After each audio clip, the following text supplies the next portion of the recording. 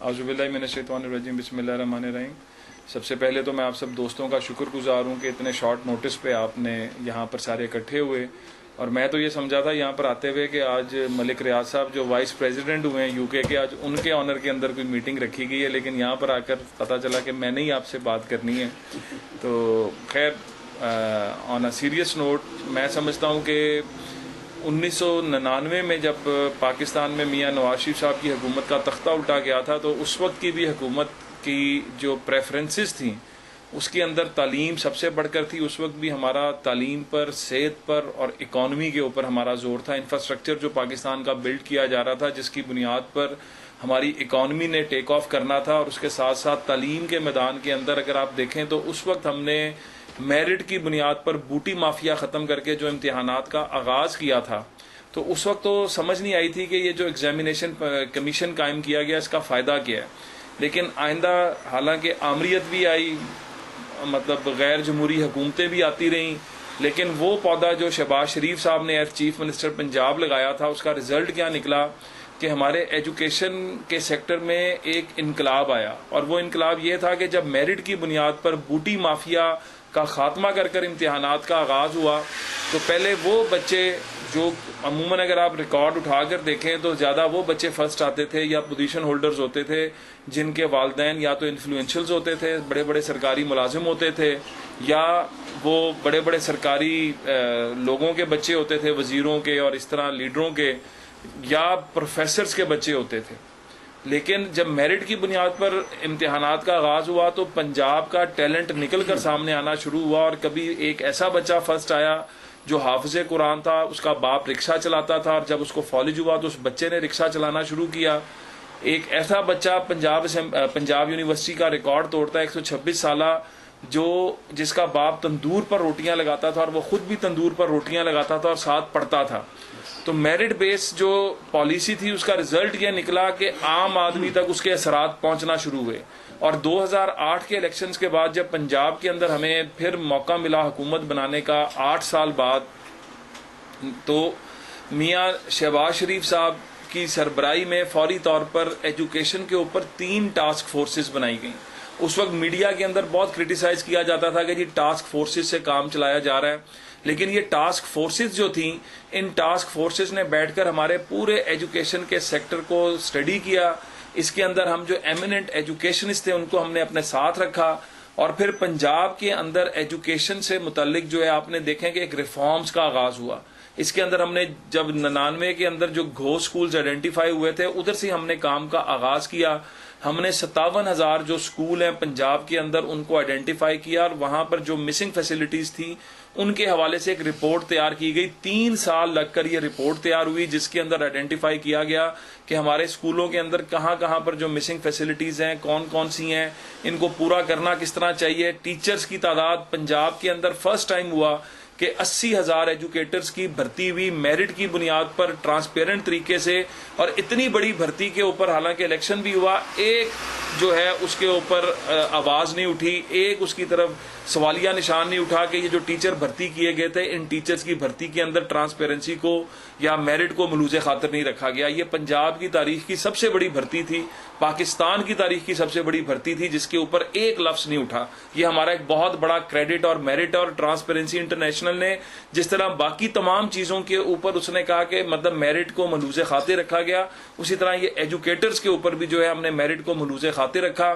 फिर इसके बाद एक और पाकिस्तान की तारीख में काम हुआ कि वो बच्चे और बच्चियां जो तालीम हासिल करना चाहते थे, जिनमें टैलेंट मौजूद था लेकिन उनके रिसोर्सेज नहीं थे, तो हमने कहा कि अगर उनके इंस्टीट्यूशंस के जो हेड्स हैं अगर वो लिख के दे देंगे कि इनमें टैलेंट मौजूद है, ये नंबर्स, इनके ग्रेड्स भी अच्छे हैं, लेकिन ये अपनी तालीम का सिलसिला जारी नहीं रख सकते, तो पंजाब ने जो है पंजाब एजुकेशन एंडोमेंट फंड का आगाज किया। और आज उसकी मदद से अल्लाह के फजल से हम 50,000 से ज्यादा बच्चे और बच्चियों को तालीम दिलवा रहे हैं। इसके साथ साथ दानिश स्कूल का प्रोजेक्ट, इसको बहुत ज्यादा क्रिटिसाइज किया गया। इसको कहा गया कि जी ये दानिश स्कूल जो है ये मियाँ शहबाज शरीफ साहब के जहन के अंदर एक आइडिया आया है और इसका आवाम को फायदा कोई नहीं है। अगर आप इसकी अगर पूरे प्रोजेक्ट को देखें तो ये प्रोजेक्ट उन अजला के अंदर शुरू किया गया जो पॉवर्टी रिडन है, जो अगर आप देखें। और एक बहुत इंपॉर्टेंट बात कि माजी में ये वो इलाके थे जो तालिबान की नर्सरी थी, मतलब यहाँ पे 8-8, 10-10 बच्चे एक एक घर में थे और वो लोग आते थे, कहते थे कि जी हमें अपने 2 बच्चे दे दें, 4 बच्चे दे दें, इनका खर्चा, इनका सब कुछ हमारे जिम्मे। हमने उन इलाकों में जाके जो है ये जो है दानिश स्कूल बनाए, लाहौर, पिंडी, इस तरह के इलाकों में, मुल्तान, इस तरह के जो इलाके डेवलप हो गए हैं वहां पे नहीं, बल्कि चिश्तियां के अंदर आप जाके देखें, रहीम यार खान के अंदर जाके देखें, मतलब इस तरह के इलाकों में जाके इन स्कूलों का जाल बिछाया गया, जिसकी मदद से आज आपको मैं बताना चाहता हूं कि इसका मेरिट जो था कि 6000 से कम जो है कमाने वाले वालिदैन उनके बच्चों के लिए है, यतीमों के लिए है। और आज वो माशरे का वो मैं समझता हूं एक ऐसा लोग जिनको कोई नहीं पूछता था, आज उनको जब इस तरह की सहूलियात मुहैया की गई तो आज इन स्कूलों के अंदर जाकर बच्चों का टैलेंट देखें, आप परेशान और हैरान हो जाएंगे। पाकिस्तान का मुस्तकबिल आपको नजर आएगा, क्योंकि पाकिस्तान का मुस्तकबिल आज हमारे नौजवानों के हाथ में है। और अगर इन नौजवानों को अगर आप पॉजिटिवली साथ इंगेज नहीं करेंगे, अगर इनको उम्मीद की किरण नहीं दिखाएंगे, अगर इनको इस बात के ऊपर लेकर नहीं आएंगे कि इनको हमने साथ लेकर चलना है, तो फिर पाकिस्तान का मुस्तकबिल उसी तरह का रहेगा जिस तरह का पहले रहा। तो ये विजन है PMLN का, मियां शहबाज शरीफ साहब का, मियां नवाज शरीफ साहब का। और इसके बाद फिर उसी टास्क फोर्स ने कहा कि आप लैपटॉप्स बच्चों को देना शुरू करें। आपने भी तालीम हासिल की, हमने भी की, हमने 60% से ऊपर नंबर्स लिए, हमें तो किसी ने नहीं पूछा।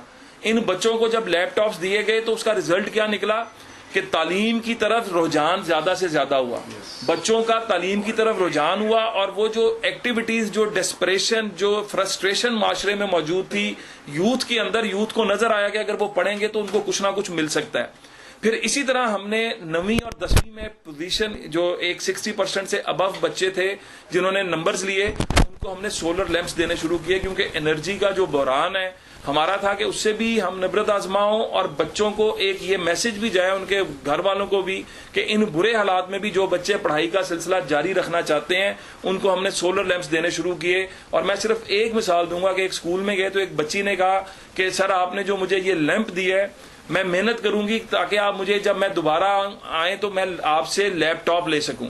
तो इस तरह आप देखें कि हमारे एजुकेशन सेक्टर के अंदर तालीम की तरफ, प्राइमरी एजुकेशन ज्यादा दूर की बात नहीं, 2008 में जो फिगर्स थी वो 74% एनरोलमेंट थी। हमारी फिगर्स हमने जब उस पर ये इस तरह के हमने इनिशिएटिव्स लेने शुरू किए तो हमारी अब इस वक्त अल्लाह के फजल से ग्रेजुअली इंक्रीज होते हुए इस साल हमारी एनरोलमेंट 93% है। हमने पहले साल ही आते साथ ही हमने एनरोलमेंट इमरजेंसी का नफाज किया है। हमने एक पूरी स्टडी करवाई। पाकिस्तान की तारीख में पहली दफा पंजाब एजुकेशन के अंदर हमने पंजाब एजुकेशन बोर्ड बनाया, जिसमें हम एमिनेंट एजुकेशनिस्ट को लेकर आए और उनकी मदद से हमने यहाँ पर एक नई पॉलिसी का आगाज किया कि जो हमने आइडेंटिफाई की थी मिसिंग फैसिलिटीज, जिनका मैंने शुरू में जिक्र किया। अल्लाह के फजल से पंजाब के 57,000 स्कूलों में से 28,000 स्कूल जो हैं वो बच्चियों के हैं। इस साल तमाम बच्चियों के स्कूलों में हम उन मिसिंग फैसिलिटीज को पूरा कर देंगे।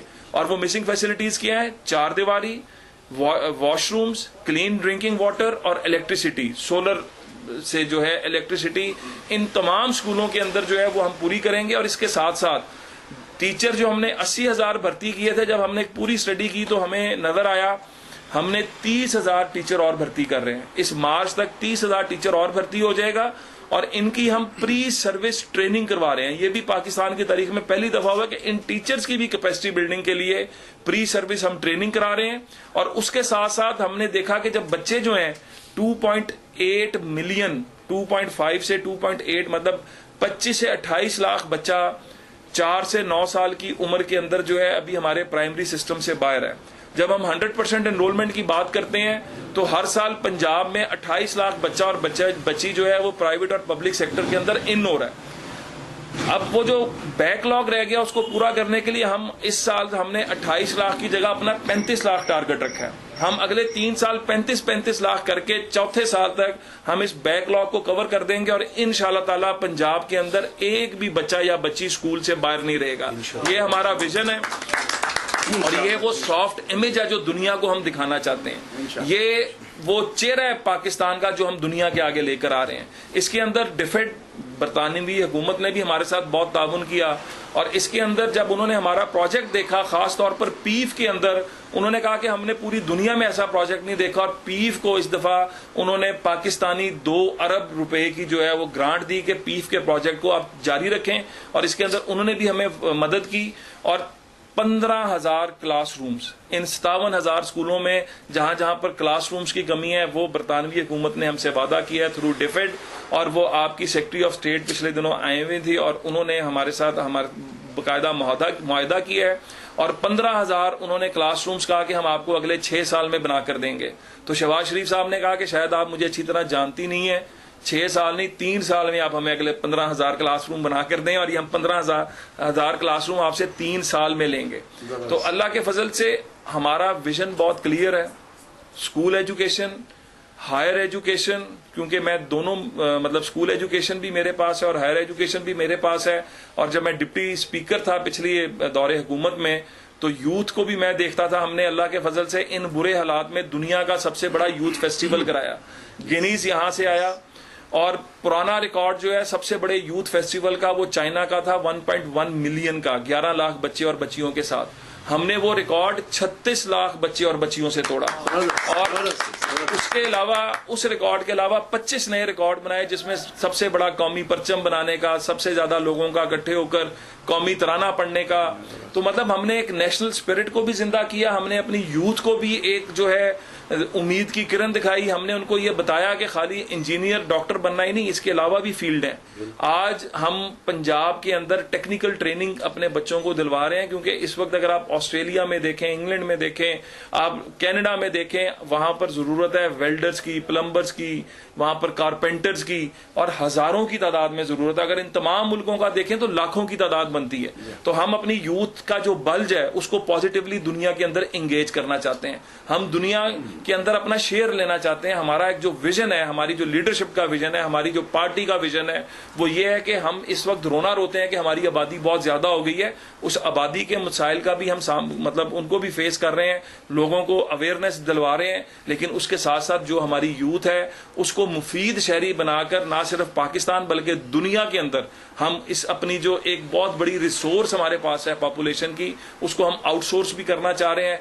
उस पोटेंशियल का पाकिस्तान को भी फायदा दिलवाना चाह रहे हैं। और मैं यहाँ पर आपके थ्रू ये बात यूरोप में बैठे हुए, यूके में बैठे हुए जो पाकिस्तानी हैं उनसे भी कहूंगा कि इस वक्त पाकिस्तान के अंदर जो है, पाकिस्तान की यूथ को फिर एक उम्मीद की किरण नजर आई है नवाज शरीफ साहब की शक्ल में और शहबाज शरीफ साहब की शक्ल में। आज मीडिया जो है उसको अपना पॉजिटिव रोल प्ले करना चाहिए। 2-3 महीने हम इलेक्शंस में कहते रहे हैं कि 1.5-2 साल जो है वो सख्त हैं, पेट पर पत्थर बांधना पड़ेगा। हमने अवाम से कुछ नहीं छुपाया। हमने कोई 90 दिन का वादा नहीं किया, जिस तरह एक और लीडर ने वादा किया था कि मैं 90 दिन में करप्शन भी खत्म कर दूंगा, सब कुछ कर दूंगा। हम प्रैक्टिकल लोग हैं, हमें पता है कि क्या क्या प्रॉब्लम्स हैं। हमने अपनी कैंपेन में कहा था कि हमें 1.5 से 2 साल का टाइम चाहिए, लेकिन हम आपको काम करते नजर आएंगे, हम आपको डिलीवर करते नजर आएंगे, हम इस कौम का मुस्तकबिल संवारते नजर आएंगे। अल्लाह के फजल से हम अपनी उस कमिटमेंट पर खड़े हैं। हम उस डिलीवरेंस के लिए दिन रात काम कर रहे हैं। हमें इलेक्शन गुजर गया है, अगला इलेक्शन आने तक, जब अगला इलेक्शन आएगा जिसने जिसको वोट देना है वोट दे, लेकिन उस इलेक्शन तक हम सब पाकिस्तानी बनकर सोचें, पाकिस्तान के इदारों को मजबूत करें, पाकिस्तान के जो बच्चे हैं उनके मुस्तकबिल के लिए मिलकर सोचें। दुनिया की एग्जाम्पल्स उठा के देख लें, सिंगापुर की, चाइना की, श्रीलंका की। श्रीलंका में 30 साल खाना जंगी हुई, लेकिन उन्होंने अपनी अवाम के साथ मिलकर जो है मतलब इस तरह की सियासत नहीं हुई कि मतलब, और हम भी ये आपसे दरखास्त करेंगे कि हम सब मिलकर पाकिस्तान के इमेज को दुनिया के आगे पॉजिटिवली लेकर आए। एक वो सिकंदर आता है, वो 5 घंटे मीडिया जो है पूरी कौम को एंगेज रखता है, लेकिन एक बच्चा जो तंदूर पर रोटियां लगाकर वो 126 साल रिकॉर्ड तोड़ता है, उसको आधा मिनट किसी मीडिया चैनल पर नहीं मिलता। एक बच्चा जो रिक्शा चलाकर पूरे रिकॉर्ड ब्रेक करता है, उसको आधा मिनट मीडिया चैनल पे नहीं मिलता। तो मैं सिर्फ एक दरखास्त करूंगा, जो पाकिस्तानियत, बीइंग पाकिस्तानी, जो पाकिस्तान की पॉजिटिव चीजें हैं उनको भी हम दुनिया के सामने लेकर आए। यूथ फेस्टिवल अल्लाह के फजल से दुनिया ने माना। गिनीज का जो अब इस दफा का शुमारा अक्टूबर में आ रहा है, पाकिस्तान के परचम के साथ आ रहा है। ये मुझे उन्होंने परसों बताया कि जी इस वक्त हमारा जो शुमारा आ रहा है उसके ऊपर पाकिस्तान का परचम उनके फ्रंट के ऊपर होगा। तो लेकिन मीडिया ने वो कामयाब किस लिए हुआ था कि मीडिया ने पॉजिटिवली हमारा साथ दिया था, मीडिया ने मिलकर उस यूथ फेस्टिवल को कामयाब कराया था। तो अगर हम चाहें तो हम कुछ भी कर सकते हैं। पाकिस्तानियों में इतना टैलेंट मौजूद है। पाकिस्तानी हमें सिर्फ एक जोश होना चाहिए, हमें एक रास्ता दिखाने वाली कुव्वत होनी चाहिए, और मैं दिल से समझता हूँ वो कुव्वत नवाज शरीफ साहब की शक्ल में मौजूद है, शहबाज शरीफ साहब की शक्ल में मौजूद है। हम सब मिलकर इस पाकिस्तान को एक मजबूत पाकिस्तान बनाएंगे। बहुत शुक्रिया। शुक्रिया राना साहब।